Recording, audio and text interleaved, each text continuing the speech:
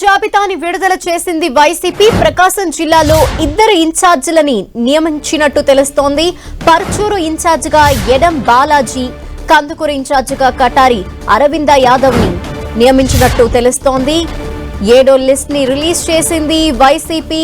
ఇప్పటి వరకు 6 జాబితాల్ని విడుదల చేసింది. అందులో అనేక మార్పులు చేర్పులు జరుగుతూ వస్తున్నాయి.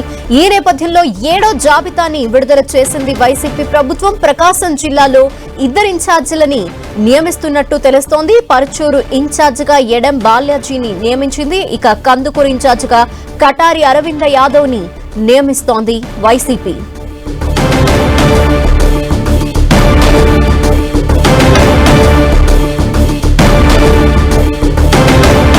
ఇదే విషయానికి సంబంధించిన కంప్లీట్ డీటెయిల్స్ మా ప్రతినిధి దుర్గా అందిస్తారు. దుర్గా, మార్పులు చేర్పులకు సంబంధించి వైఎస్ఆర్సీపీ 7వ లిస్ట్ ని కొద్దిసేపటి క్రితం విడుదల చేసింది. అయితే ఈ 7వ లిస్ట్ లో 2 అసెంబ్లీ నియోజకవర్గాలకు సంబంధించినటువంటి ఇన్ఛార్జీలను పేర్లు పెడుతూ 7వ లిస్ట్ ని వైఎస్ఆర్సీపీ విడుదల చేసింది. ముఖ్యంగా పరుచూరు నియోజకవర్గానికి సంబంధించి, ప్రకాశం జిల్లాకు సంబంధించినటువంటి పరుచూరు నియోజకవర్గం ప్రస్తుతం ఇన్ఛార్జ్ గా ఆమంచి కృష్ణమోహన్ ఉన్నారు. ఆయన పరుచూరు నుంచి నేను పోటీ చేయలేను అంటూ కూడా ఇప్పటికే అధిష్టానం ముందు చెప్పినటువంటి పరిస్థితి. చీరాల నుంచి తనకు అవకాశం కావాలంటూ కూడా ఆమంచి కోరుతున్న నేపథ్యంలో ఇప్పుడు పరుచూరుకు సంబంధించి కొత్త ఇన్ఛార్జ్ ని వైఎస్ఆర్సీపీ ప్రకటించింది. ఎడం బాలాజీ. ఆయన గతంలోనూ కూడా పరుచూరుకి ఇన్ఛార్జ్ గా పనిచేశారు. అయితే 2019 ఎన్నికల ముందు ఆయన వైఎస్ఆర్సీపీని వీడి టీడీపీలో చేరినటువంటి పరిస్థితి. అయితే తాజాగా ఈ రోజు మధ్యాహ్నం తర్వాత సీఎం జగన్ ని తాడేపల్లి క్యాంపు కార్యాలయంలో ఎడం బాలాజీ కలిశారు. కలిసిన తర్వాత పరుచూరుకు సంబంధించి చర్చించడం జరిగింది. అయితే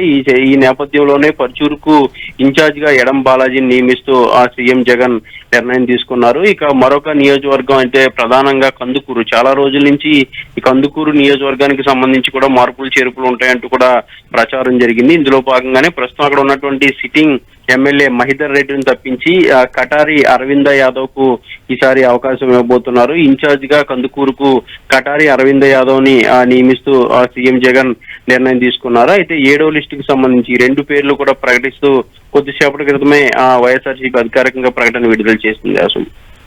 ఓకే, థ్యాంక్ యూ.